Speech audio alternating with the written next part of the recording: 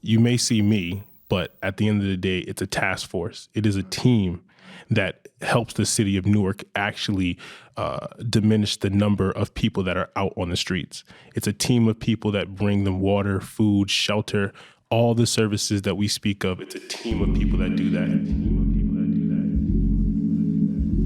This is for the culture, that's right. The vendors up the fly, and you know it, that's right. Newark chicken style. Hello, Newark, all our listeners out there. Happy New Year to you guys. I'm excited to start a new season of Ras and 60. I know we have listeners from all over the country and even some from outside of the United States. Building community is important to do however and wherever you can. So I'm happy to see this podcast community growing, and I'm thankful for everyone's continued support. And I'm here with my co-host, Desiree Hadley, and we are kicking off 2024 with a conversation about how Newark is working to end chronic homelessness in our city. That's right. We'll talk about homelessness today. It's a good show set up today. Right, so we talked with Director of Homeless Services, Ulerio, and the Chair of the City of Newark's Commission on Homelessness, Jim Policchio. If our listeners haven't heard that episode, I would encourage y'all to go check it out on your free time. The title was Evaluating and Executing Plans to End Chronic Homelessness Coast to Coast. A couple of weeks ago, on January the 8th, Director Ulerio's team unveiled Hope Village 2, the second Hope Village site. Supports the city's 3-year plan of expanding housing and services by increasing the number of low-barrier units available in the community. A multi-pronged comprehensive initiative, this data-driven strategic plan has received national attention for achieving a 57.6% reduction in its unsheltered homeless population within the span of 1 year. So let's dig into what our goals are and how we're meeting them. All right, so we have a packed show today. On the first part of the show, we will speak with the director of the Mayor's Office of Homeless Services, Ulerio, the president and CEO of Newark Alliance, Evan Weiss, and the data and homeless outreach team lead, Izaiah Hayes-Willoughby. By developing housing for residents without addresses, Newark is not only tackling the issue of homelessness, but it's employing young people to build these homes by collaborating with local organizations such as Youth Build. Youth Build is a community-based pre-apprenticeship program that provides job training and educational opportunities for young people ages 16 to 24 who have experienced challenges with completing high school and simply require a different path to success. Youth Build will join us in the middle of the show to discuss their phenomenal program and how they're training and employing our residents in construction and other trades. The final group of guests will be professors and students from the New Jersey Institute of Technology's Hilliard School of Architecture and Design. And I'm excited for today's show. Yeah, Mayor. And just want to point out that the folks from NJIT designed the newest prototype, Resilient Hope, Hope Village 3, which we're trying to put up in the West Ward. So, the Office of Homeless Services will be implementing, and we'll end the show with a discussion of the plans and design of Resilient Hope project. So Stay tuned for that. Yeah, it's good. I can't wait to hear about that. All right, so before we start with the guests, we're going to talk about Newark news as we always do in each episode. So one of the bigger, I feel like this is one of the big news stories that recently happened here in the city of Newark that's talking about housing, the $1 property lottery. On Monday, January 28th, yourself and Deputy Mayor of Economic and Housing Development, Allison Ladd, Invest Newark CEO, Marcus Randolph, who we've had both of them on the show before. We talked about this over the summer, and the and NACA founder and CEO Bruce Marks held the first Newark Home Ownership Revitalization Program lottery to select residents who will purchase city-owned properties for $1. The lottery took place in this Newark City Hall Council Chamber, right downtown Newark on Broad Street. The properties are deteriorated 1, 2, and 3, and 4 family homes that will be rehabilitated into beautiful owner-occupied multifamily homes. Yeah. These prospective buyers are required to be residents who have lived in Newark for 5 years or more or been displaced by gentrification. They must commit to reside in these properties for at least 10 years. Right, that's an exciting program. Yeah, it's incredible. Mm-hmm. Just seeing the people's faces, too, when they won the lottery, it was great. Yeah, it was amazing. And moving right along, talking about OVPTR, the Office of Violence Prevention and Trauma Recovery. There have been some changes. You promoted Lakeisha Yuri from serving as director to becoming the city's deputy mayor of public safety. Kalisha Wingfield Hill is now in the role of director of OVPTR, and then appointed Josiah Paul as director of Brick City Peace Collective. That's exciting, right? Some new changes over there. Yeah, there's a lot of stuff going on. Yeah. And public safety, let's talk about public safety really quickly. So according to the conversation you had with Director of Public Safety, Ras J, homicides has decreased 51%. And that's also thanks to the help of the OVPTR office. This is great news. So if listeners do want to hear more about the public safety statistics from 2023, please go to the City of Newark's Facebook page and watch the January 24th episode of Conversations with Mayor Ras J. Baraka. But did you want to talk any more about the homicides decreasing and the positive news coming out? We just want to stay focused, stay on it. Office of Violence Prevention, Trauma Recovery, thank them and all the community partners that are working with our police department to keep our community safe. Right. All right. And another, positive news story coming out of Newark, the FAFSA Challenge was on January 23rd. Newark held a press conference called Newark versus Camden FAFSA Challenge. The two major New Jersey cities will engage in a friendly competition to empower local students, fuel higher education aspirations, and build momentum for college enrollment. The goal for the challenge is to increase free applications for federal student aid, completion rates, and open doors to post-secondary success. Newark and Camden high schools will compete for the highest completion rate by city. In total, $70,000 will be awarded to high schools in the winning cities through funding from the New Jersey Children's Foundation and the Camden Educational Fund. That's exciting as well. Yeah, it's gonna be encouraging great. kids to go to college and apply for FAFSA. Yeah, and you can use that money for vocational school, for any other thing as well, community college as well. So that's great. All right, so we're done with the Newark news section. We can move on. So let's welcome our first group of guests. Director of Mayor's Office of Homeless Services, Louis Ulerio. President and CEO of Newark Alliance, Evan Weiss, and Data and Homeless Outreach Team Lead, Izaiah Hayes-Willoughby. All right. Bring them on in.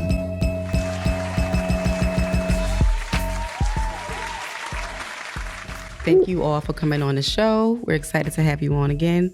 Mary, you want to kick off the conversation with the Office of Homeless Services? Yes. We got to circle back. Yeah. But we're glad that you guys are here with us. Yeah. For sure. So we have a lot to talk about. We spoke to a few other people about Resilient Hope. So Resilient Hope. we want to introduce who we have with us today. Obviously, Louis Ulerio, who's here from the Office of Homeless Services, Evan Weiss, who is the, CEO, as they call it? CEO and president. President of Newark Alliance with us today, and Izaiah Hayes-Willoughby, the growing star here in the city of Newark, data and management lead on, the homeless outreach team. And we're here to talk about Hope Village 2, and possibly what we think is going to come out of that. So the original Hope Village housed about, how many people did it house? 20 people, Hope Village 1. In terms of, I heard you say a stat at the press event about how some of those folks moved on to permanent housing. Yeah. So I just want to talk a little bit about Hope Village 1 and what's the status of it now. Yeah, sure. So, we're excited, right? We cut the ribbon, finally crossed the finishing line on Hope Village 2, which we named Come As You Are Bridge Housing Community. It's a second iteration of the mayor's signature low barrier housing initiative that will provide 20 transitional beds in a supportive and welcoming environment for residents previously living on the streets. And it's a low barrier, no conditions, hence the name Come As You Are. And it's designed to serve those residents that really have lost trust in the shelter system. And we're trying to build that trust again. We're providing quality transitional housing and services to those individuals. So we are excited about that project, Mayor. That's good stuff. Yeah. And you said you're trying to provide better housing because of, you lost trust in the shelter system. So what is the difference between, what is Newark offering that is different than the traditional shelter system? Yeah, even in comparison to Hope Village 1, Hope Village 1 was done in a matter of 3 months. The city was trying to go at the speed of the pandemic to bring folks indoors. So, it was kind of like built really quickly. It served a great purpose and still is. But the opportunity we have with Hope Village 2 is really community input. Right? So there was a community-informed design, which we radically really changed the design of the containers from adding more traditional housing components like siding, roofing, windows, which the mayor really wanted us to add. We improved the living spaces, improved lighting, furniture, art, which we're a big fan of. We've been partnering with Rebecca in our project of Empty Space for a long time now. And one of the really more significant improvements was in bringing the shower facility indoors. In Hope Village 1, it was a separate container, so that's one of the things we definitely wanted to do. Amenities, right? Raising the standard. We added Wi-Fi connection. There's a green space for programming and community connection as well, and a multi-purpose room for individuals to come together, socialize, watch a game, have a meeting. So there's so many things that we really wanted to add, and most of that, if not the majority of it, was informed from the community and through our meetings, which we had several of those meetings, but they were really, really helpful. Wow. Sounds Excellent. good. Yeah, it sounds like huge improvements, between the two villages. And it sounds like it's getting better. It is. It is getting with each better. village.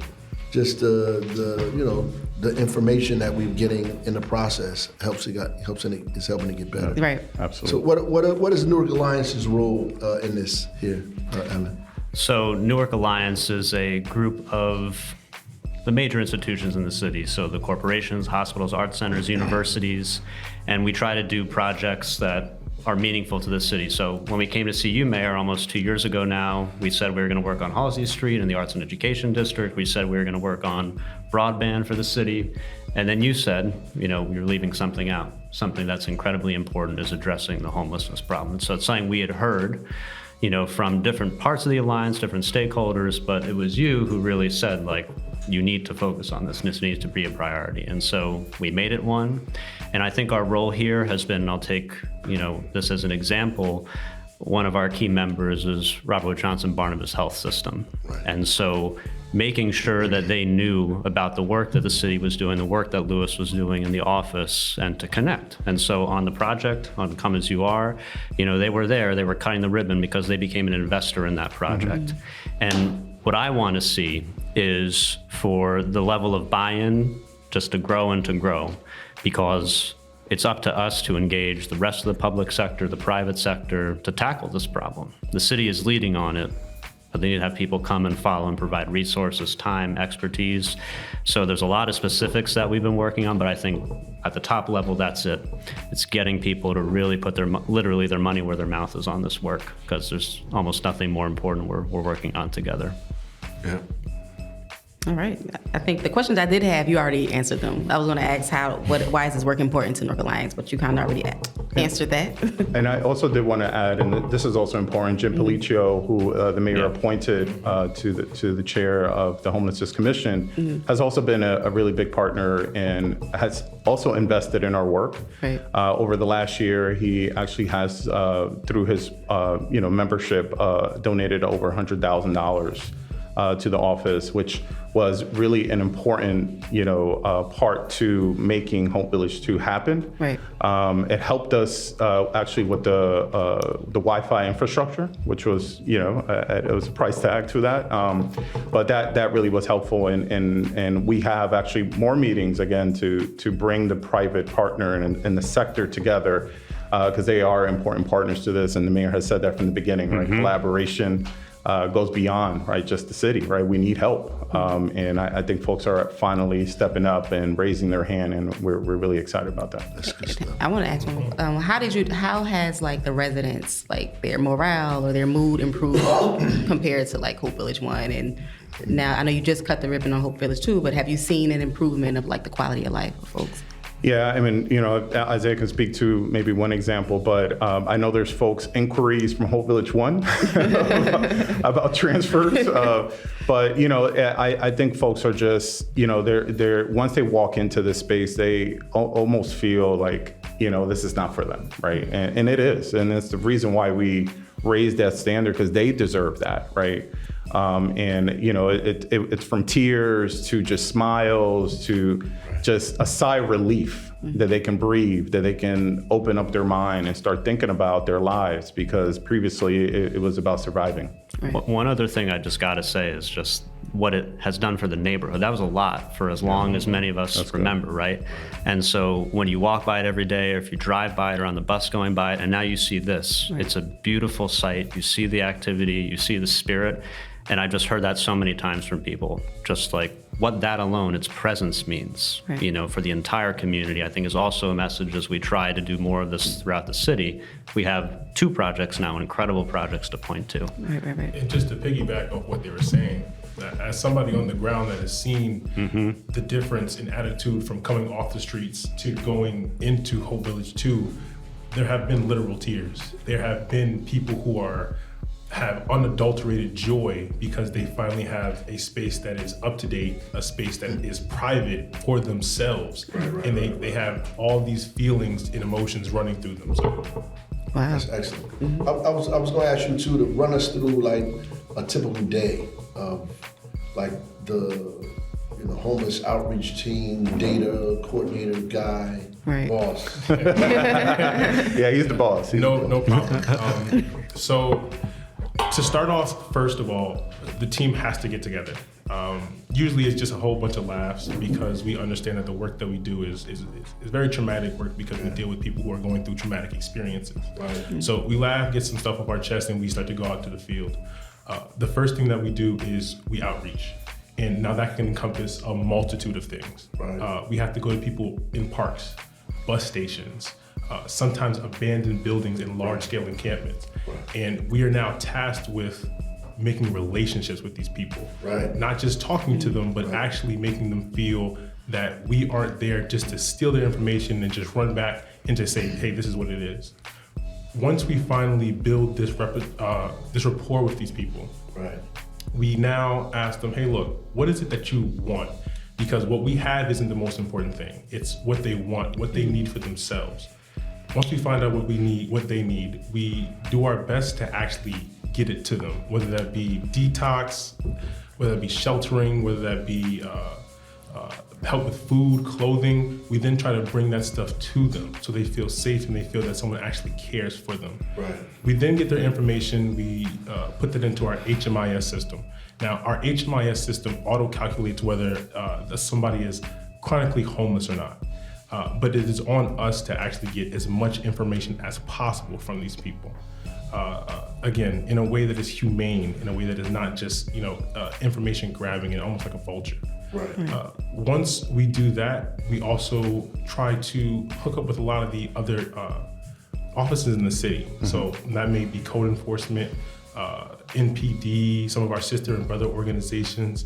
And what we do is we try to outreach these people and, sometimes from a different perspective, because sometimes people on the team aren't the exact person that needs to talk to them at that moment. Right. Sometimes it's somebody else from a different organization that actually knows them for 10 plus years.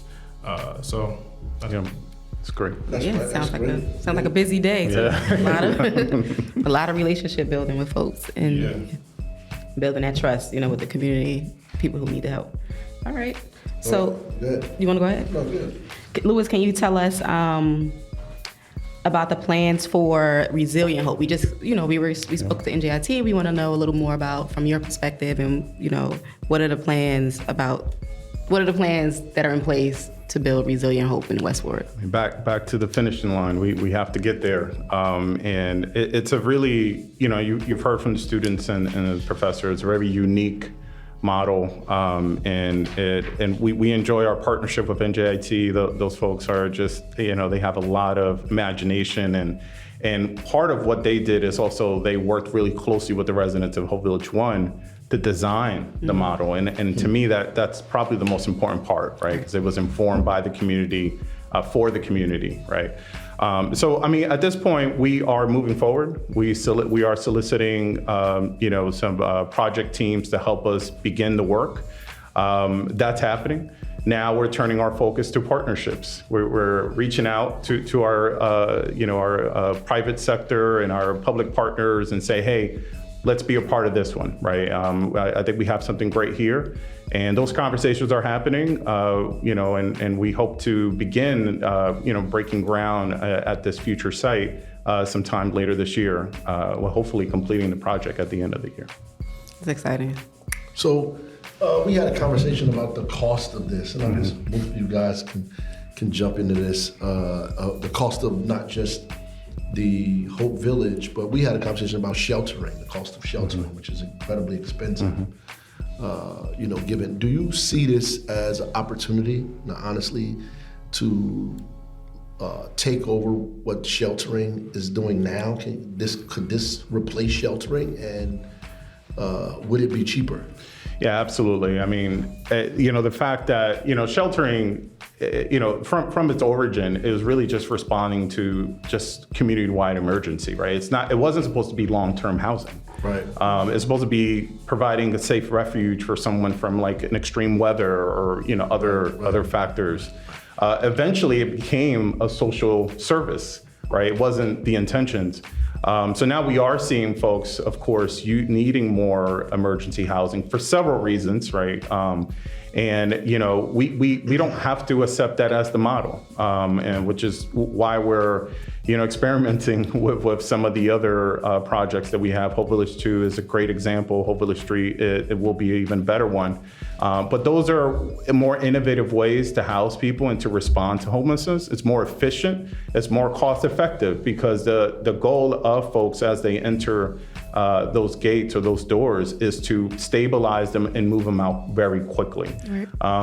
The current shelter model, and believe me, we need shelters because it is the front door to the emergency system, is to just house folks. We have to change that culture, and I think that's part of what the mayor really wants us to do, is focus more on housing outcomes, and that is happening too. But these programs are just meant to get folks stabilized and moving on to the next step, and that it is a great model to do that. Right. Yeah, it's cheaper on any given day to shelter somebody. It's the one-time upfront cost of housing, which is the deterrent.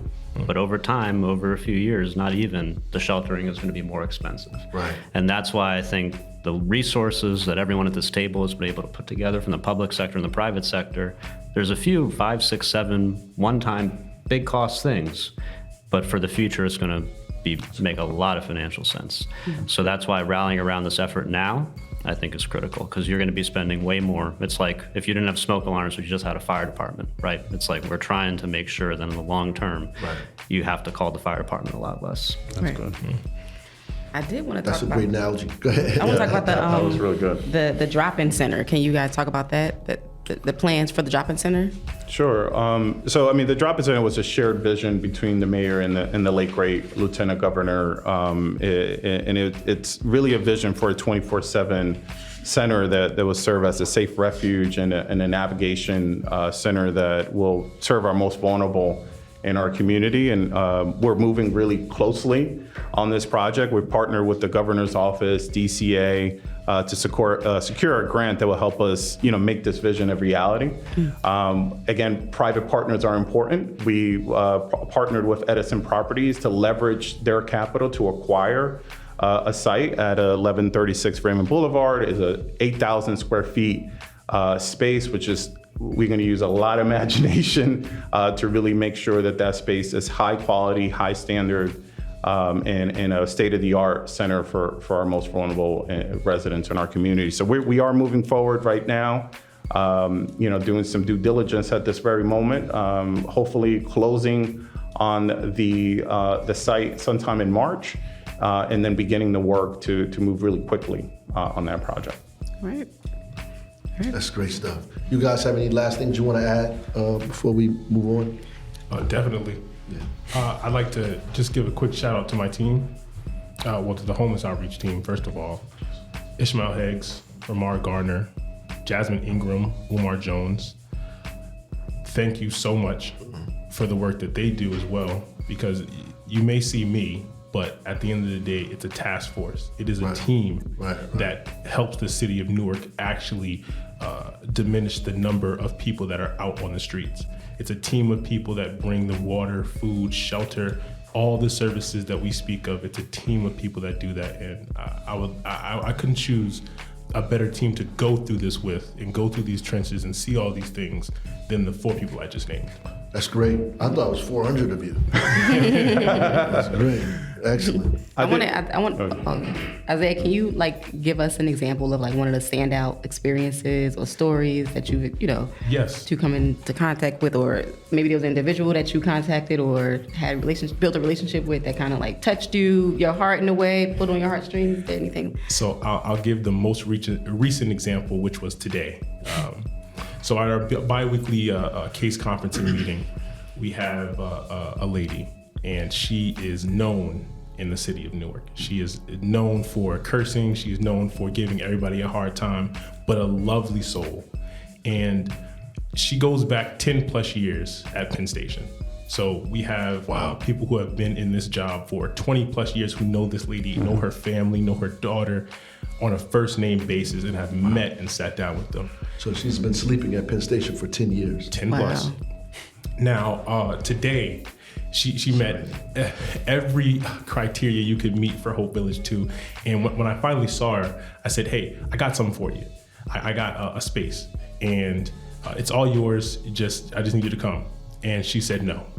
She said, my daughter got me. I got it. Don't worry about it. I'm cool. And this was right before our case conferencing meeting. So we were talking, and one of our great partners, Debbie Underwood, was speaking about the individual in it. My mind just had an idea, and I said, you know what? Look, I need you, because Miss Debbie knows her longer than I've been in the field. So if she could hear your voice, and with my physical face there, maybe we can get her. So we rushed down back to Penn Station, all the way up in the West Ward. We rushed back down, and I get Miss Debbie on the Bluetooth speaker of our van. Thank God for 2023 vans. And she hears Miss Debbie roaring at her, let's go. We're not about to do this. You have the greatest opportunity that you could possibly have, and we're gonna get you in here. So I'm barking at her, Miss Debbie's barking at her, and she's like, you know what? Fine. In the most you guys not about to stubborn do this. Most stubborn way possible. And we actually just got her in maybe about an hour and a half to 2 hours ago. Beautiful. That's awesome. Yeah. Beautiful. Yeah. It's hard to follow that, but I just want to say that in addition to the mayor's, these great projects, we also have a lot of programs, several initiatives, services, and programs that we are implementing in the city. And we did release recently the mayor's implementation update, what tells you all the great things that we're doing. So please go online, take a look at it, and if something interests you, please reach out. Let's work on this together. Beautiful. Absolutely.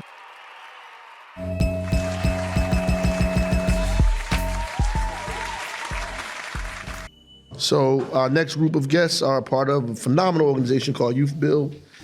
As I mentioned earlier in the show, Youth Build is a community-based pre-apprenticeship program that provides job training, educational opportunities for youth ages 16 to 24 who have experienced challenges with completing high school and simply required a different path to success. So glad to have Youth Build on. Yep, just want to thank you guys for getting on the show with us today, our podcast, Ras J 60. I just want you to first talk a little bit about who you are, and what you do at Youth Build, to help our listeners understand what Youth Build really is. My name is Tasmia Hall. I am the UCC Youth Build Program Director, and at the program, we service youth that are 16 to 24. Allowing them to obtain educational as well as job training opportunities. If they need their high school diploma, we assist them with that. But we have a small percentage of youth that come to us already having obtained their diploma. Nonetheless, all participants are able to engage in either construction training, dental assistant, dental technician, as well as CNA, home health aide, and phlebotomy as training options. Wow, I didn't know that part. That's great. Yes. Yeah. You jump in, tell us who you are, what you do. So my name is Alina Minitzi. I'm the Director of Community Engagement for United Community Corporation. We've been in Newark since, of course, 1964, as you know.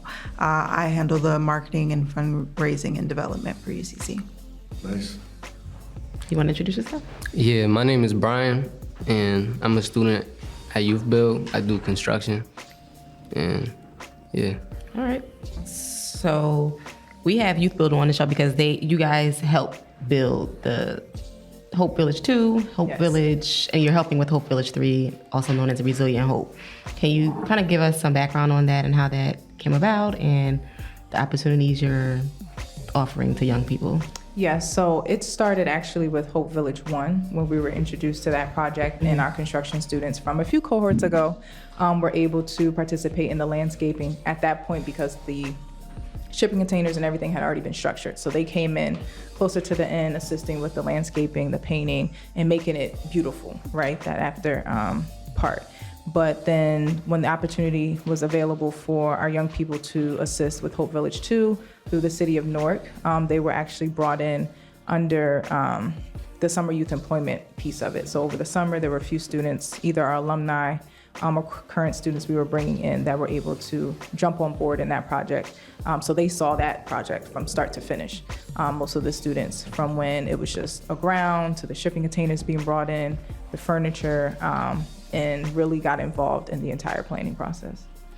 Wow. That's excellent. Yeah. I know you guys have also, just veering off a little bit, have been involved in helping us with the Section 8 home ownership program as well, building some of those houses as well. So, you know, this youth build has been really busy. into it. Yep. So just from perspective of a student, bro, just like, what do you get from that, being in youth build? How do you feel about it? How do you like it? You know?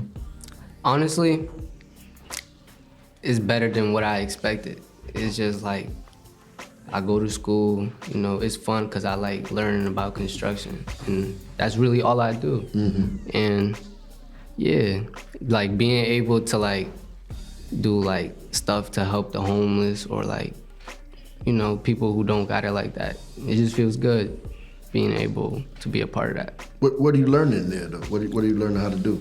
Construction, like framing, I be renovating everything, flooring, painting, everything. Wow. Yeah. So is it exciting to have, like, to be learning that skill, something you can take with you? Of course, because that's what I want to do in life. That's what I want to be. I want to be a general contractor one day. That's great stuff. So what's UCC involvement in all of this? So UCC manages Hope Village 1 and Hope Village 2. We provide the case management. We provide the daily upkeep for the site. We connect with different agencies to provide mental health services. We're connecting them to new homes and assisting them with laundry and relocating once they're ready. Wow. Okay. What has the experience been like, though, at these places? It's been amazing. It's been amazing. Hope Village 1 was our growing point. It was being able to see what the clients really needed. One of the things that were identified was that they needed that community space that was closed in instead of that open area. So we were, along with the city, of course, being able to build a center at Hope Village 2 where they're able to get those resources inside instead of being outside in the cold, because that's the whole goal, bringing them into a location where they're safe and warm and being able to rebuild their lives. That's awesome. Go ahead. I was gonna say, I just see like a theme, right? So like tackling homelessness or like eliminating it. I see with the city of Newark, and like any city, you have to work together. So we have UCC, we have Newark Alliance, all of these other youth build, these programs or agencies come together to tackle this huge problem. It can't be done just on the city's behalf. I'm just, No, without question. connecting the dots. I saw like a few of those young people at the ribbon cutting, looking all like, they did something dope. Right. Over there. So, I mean, how did they, how did they feel about it? Like, being there at that event? It was definitely eye-opening. We had all of our students there, whether they were able to participate in just one day or from start to finish, because we had different participants at different stages in the process. But for all of them, it was really eye-opening to see the impact and just all the people that were there supporting the project. And for them to just be like, wow, this is really important. Like sometimes they have to see it, it has to be in their face for them to realize that this is something that I did and it was really important. Absolutely important. And I can imagine it's probably exciting to like drive by or walk by a project that you helped build, permanent structure. Yeah, and there's more coming, so we got more work to do on some of these projects. Absolutely. Yeah. So how does people get involved in that in youth build? When I ask, how did you get involved in it? I wanted to get my high school diploma. Yeah. Because I wasn't in school at the time. Right. And I just went with my cousin to youth build because he had graduated from Leaders for Life. Oh, okay. And then I just walked in. I don't know. It was unexpected. I wasn't expecting to sign up the same day. Wow. That's pretty dope. So that's actually how it happens sometimes. Some of our youth come to us as just walk-ins, and they're like, hey, I heard about this, or somebody told me about this. But also our interest forum is another avenue for young people to just express interest. And we'll retrieve like some basic information pertaining to the young person to just reach out and say, hey, are you still interested? Come on in, let's schedule an appointment. And then from there, the relationship starts. Like as soon as they come in from day one, just really figuring out what their needs are. If it's a high school diploma, if they want to do construction, whatever that looks like, we dive deep. And so that whole process is definitely in depth to make sure we can provide the services that they need. Good, that's awesome. Yeah. So they're able to get direct access to that interest form from our website. So if they go to uccnewark.org, they're able to access that. And are there like limitations or any other requirements? Are there is a cap on how many people can apply per year? Yeah, so again, we service youth that are 16 to 24 for our specific program, and 25% can come with a high school diploma, but 75% are without. And typically for the grant, we service about a total of 84. Okay. So once we hit that number, right, 21 is those without a high school diploma, and the remaining are those with, flip that. 21 are those without with a high school diploma, and the remaining are those without. But the requirements are that the young person is low income, or their family is, if they need a high school diploma or not, and then also the certain zip codes that we service, mostly Newark, but also surrounding areas like Irvington, East Orange. That's Newark too. Right. They just don't know it. Yeah. Keep telling them it's Newark. All those surrounding areas we can accept you. Yeah, that's great. Yeah. That's great. That's good stuff. Any last things you want to add before we close out? I would just say that the opportunity I just always encourage young people to really take advantage of what's in front of them and the opportunities that they have. We will be shortly recruiting, once again, for our second cohort. The youth, like Brian, he started with us in the summer, but we have another cohort that should be starting soon. So we're recruiting. If anyone's interested, to just go ahead to our website. We're located at the Clubhouse, 205 Spruce Street. So walk-ins are always welcome as well, if they're interested. Wow, that's great. I didn't know you guys did phlebotomy and all this other stuff too. Yeah. Home health aid. That's pretty dope. That's great. Yeah, that's impressive. good. Yes, thank you. Yeah.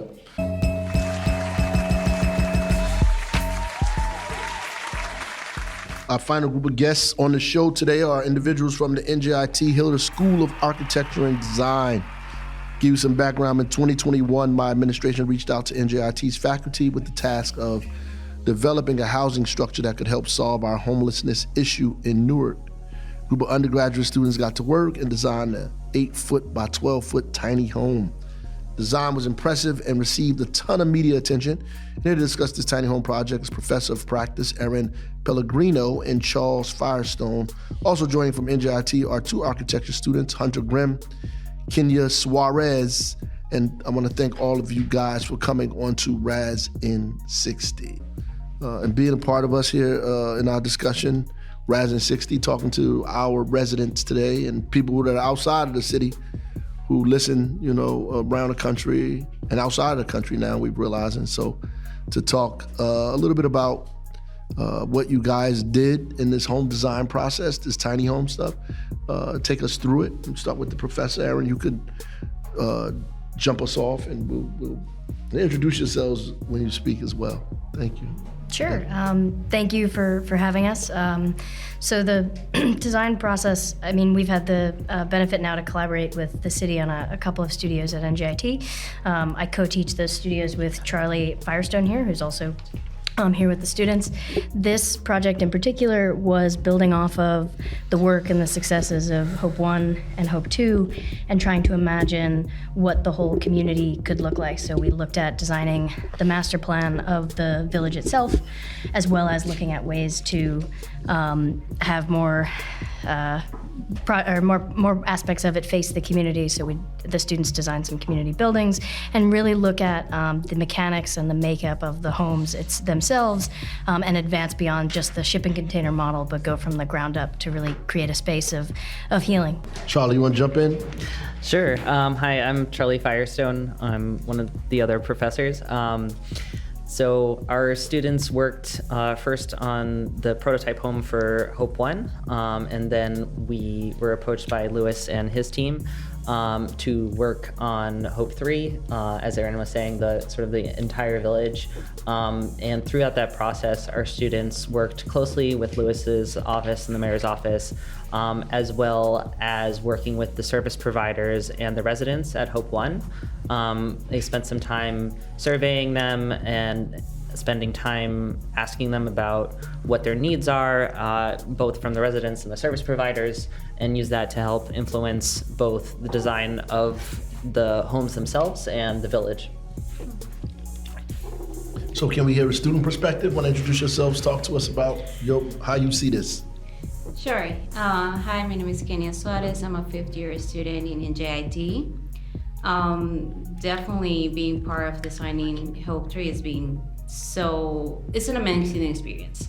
From going to community meetings to actually talking with the residents of Hope 1 and getting their perspective. We went through talking to their personal experiences and how the designs can be better for them, how this experience has changed, and how it developed until a point that it could be even more successful than it already is. And what's the difference between like the Hope Village 1 or Hope Village 2 now and the Resilient Hope that you guys designed? What is the major differences? Well, we went through some major points or major concepts where one was privacy, the other was security, the other was dignity. So we got until all those points, and we can talk to even like the units itself, as well as the complete site, the positions of where it's going to be, the community buildings that we were designing, the entrance, the welcome entrance, how it was lacking some privacy and some dignity in Hope 1, and this new adaptation, it's improving so much that dignity for the residents. Okay. And you want to ask a question? No, I wanted to allow the other student to jump in, introduce yourself.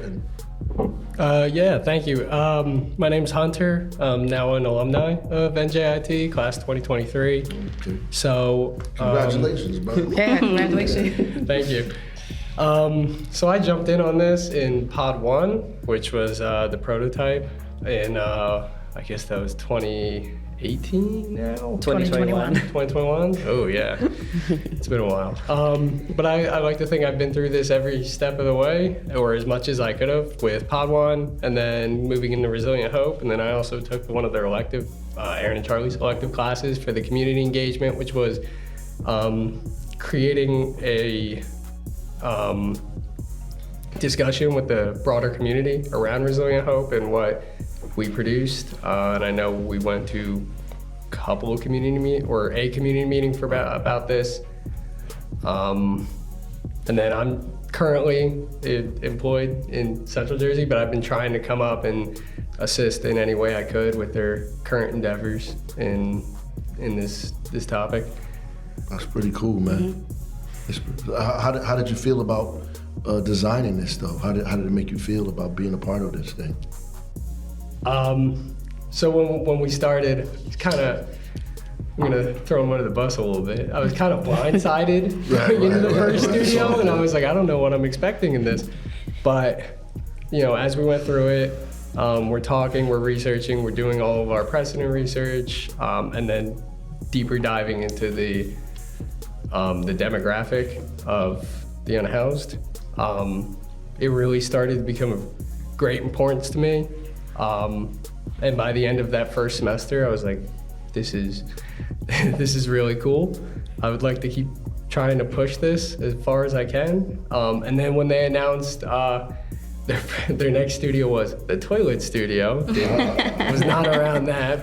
That became Izaiah Hope, and then that was when Kenya came in with us, and we had we had a group of pipe hitters in that one. We were really trying to push for Resilient Hope, make this from a 2-person, no bathroom prototype unit into something a little bit more grounded in reality, but still trying to make it economical, but have this sense of dignity for this vulnerable group of people that they would want to live in and come to, and hopefully just rehabilitate and integrate back into society. Right. How many people can live in one of these units? And is there electricity, plumbing, and everything? Yeah, so the model that the students designed for Hope 3, which we're also referring to as Resilient Hope, that's the name the students gave it, was looking at a 2-person per unit model. So shared kitchen, bathroom, 2 separate bedroom units with individual locking rooms. The houses themselves are, on the grid, so powered, electricity, plumbing, heating, cooling, all of that. In this case, the units themselves really looked at trying to create what I think we would call thresholds of space and thresholds of privacy. So there was, starting with the outside of the unit, there's a porch. So there's the ability to be outside of your home, around your community, but also just have that sort of threshold, right? And then you walk in, there's a shared space within the unit, a living room, let's say. There's the cooking area, and then going into the separate bedrooms, it allowed for what we thought would be, and what the students really articulated as these levels of privacy, which I think a lot of people who, unfortunately have spent time on the street don't have that sense of boundary and threshold. So it was really important to the students to bring back some of these, moments of home that I think a lot of us may take for granted into a unit while still maintaining all of the efficiencies and securities that, the service providers mentioned. Right. That's great. I'm curious to know how much it costs. How much does it cost to build one of these units? So tiny homes. We did a cost study on just the materials. In this case, obviously, this is a project that would probably, given the city nature, have to go out to public bid. But the houses themselves came in between, and this was 2022, so COVID pricing was still in effect, between 100 and 120 per unit for each house. That's 120,000 in materials. Typically, if we're cost estimating a project, you'd add 60% of that or multiply that times 1.6 to get your labor costs and put it on top. But again, this would likely be a public bid process. So those numbers are just material. And that's for a one-off unit. One unit, yeah. yes. Wow. That's good. I think so. What do you think about this expanding into more, public use outside of just residents without addresses? Do you think that that's feasible? In terms of the units themselves, or the village, or the whole concept, the village, the units. Yeah. I mean, I think the students at every point in the process, I think really approached it with a sense of empathy, both in terms of really trying to gain a deep understanding of the needs of the residents. Some of the things they found in researching the unhoused population is they tend to skew older, 55 and plus being the majority. They tend to live with a variety of physical and mental disabilities. So we tried to take that into account. They're accessible units. They designed them to get a lot of natural light and really easy to navigate. And accessible in sort of every way. Aaron was talking about the way that they're oriented and these sort of thresholds that provide ability for both personalization and privacy, but also socialization. But all that being said, we had a lot of discussions about, if I was living in this unit, what would I do? We tried to make them both units that would serve the specific population and also beautiful homes that we would love to inhabit. So that's from the sort of unit perspective. The amenities themselves as well. We designed both with specific needs of the population in mind. There's a big open community space with a shared kitchen. The units themselves have a very small kitchen, so the residents can prepare their own food. But there's also a larger one with a big community space. in talking to the residents, one of the things that one of our unhoused friends said was, I'd love to be able to just sit around with my friends and watch football. And so, that the students took that really to heart and made a space where the residents could, enjoy watching a game together. I mean, I think also just to answer the question too on a macro level, I mean, I think it's a new way to look at a way to build a small house and how does that incorporate into the neighborhoods across the country, right? Like there's a housing crisis across the nation and we have to kind of respond to that at an urban, suburban, and rural level. I think what we tried to do was really look at how we build with standard materials so that it's available around the country. And, this was designed and then a prototype was built by students, so forgive me, but unskilled labor. So what we really wanted to look at was there a way to really democratize the idea of building a home? And one of the goals we had, which is not necessarily a goal of Resilient Hope, but I think could be in the future, is that members of the community could come together and build these things. We can learn skills. I mean, Charlie and I lead design build studios so that our students get hands-on construction experience. One, because we think it's useful if they're going to go out in the world and build buildings, but two, because it is a viable skill, right? So I think a big part of this studio, at least the foundation of it, was to think about, can this be an adaptive model around the country in different scenarios? The West Coast is more advanced in terms of ADUs or accessory dwelling units. I think it's amazing that we're starting to get to that on this coast. We obviously have to adapt to different climates, but the hope was that it would start to speak to that as well. And how many units, tiny homes will be constructed on the site in the West Ward, the Resilient Hope site? 12, okay. Plus a number of amenity structures. I think it ended up being essentially 3 buildings. One is for the admin and also for counseling services. There's the large community structure that I mentioned before with the shared kitchen, as well as kind of a conference room / classroom where they can hold more private meetings like AA and various life skills coaching.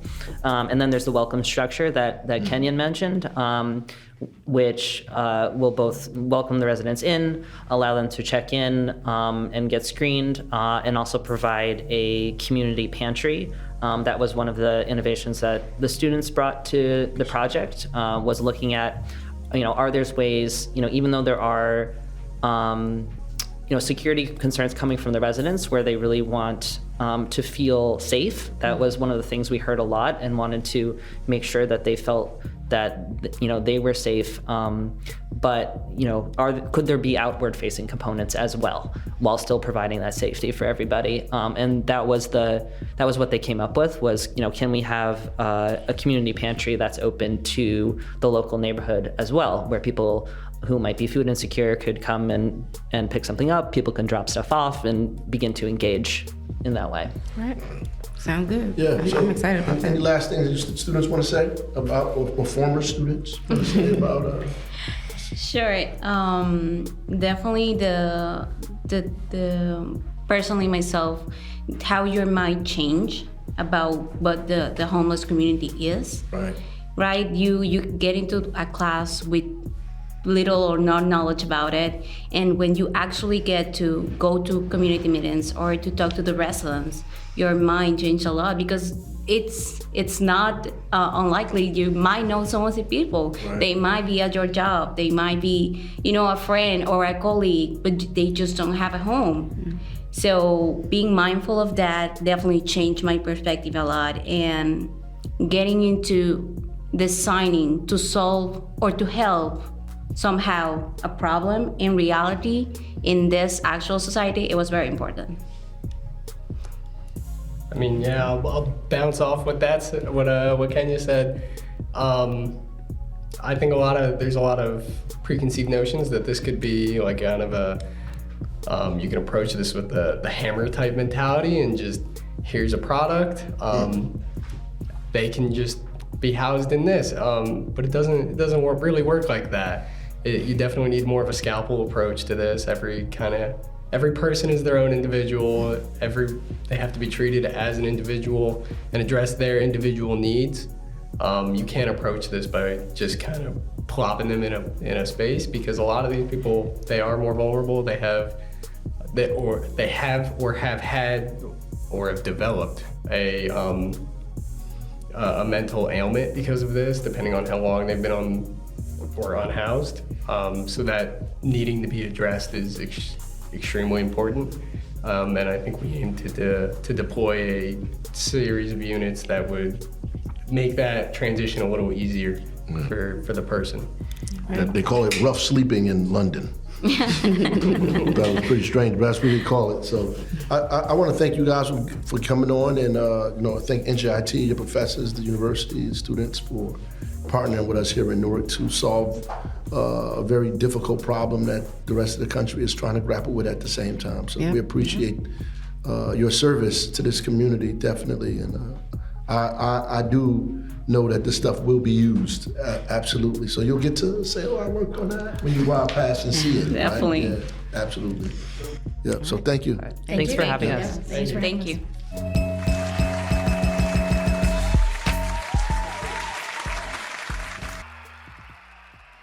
So just want to say thank you to our guests, Mayor's Office of Homeless Services, Youth Build, NJIT's Hiller College of Architecture and Design. As always, thank all of you for listening to the audience, listening to us, and make sure you share this episode and all other episodes of Ras and 60 with your family, friends, and social circles to stay updated on the many, many exciting initiatives that are transforming our great city of Newark. And remember, none of us are home until all of us are home. Project Home. Godspeed.